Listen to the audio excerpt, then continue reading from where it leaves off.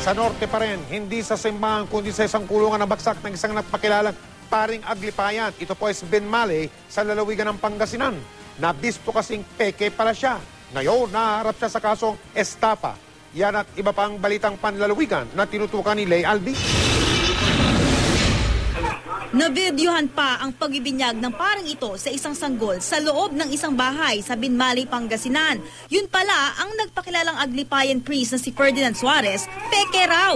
Naghinala raw ang mga residente nang mapansing iba ang estilo nito sa pagmimisa. Imbes na sa simbahan, bumagsak siya ngayon sa kulungan.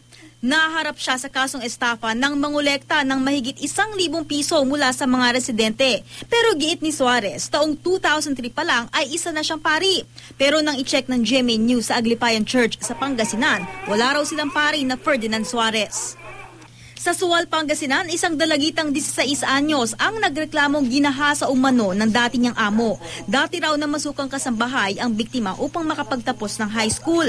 Pero di raw niya akalaing pagsasamantalaan siya ng kanyang amo. Kasalukuyang iniimbestigahan ng mga pulis ang kanyang mga paratang. Nagkayupi-yupi ang SUV na ito nang araruhin ng isang bahay sa Talisay, Cebu. Sa kabila naman ng pinsalang tinamo ng bahay, nagpasalamat pa rin ang pamilya Javier na wala ni isang nasaktan sa kanila. Kinilala ang driver na si Fel Charmaine Lua, 19 anyos. Isinugod siya sa ospital dahil sa pagka-shock sa aksidente. Pinag-aaralan ng mga otoridad kung anong kaso ang isasampa laban sa kanya.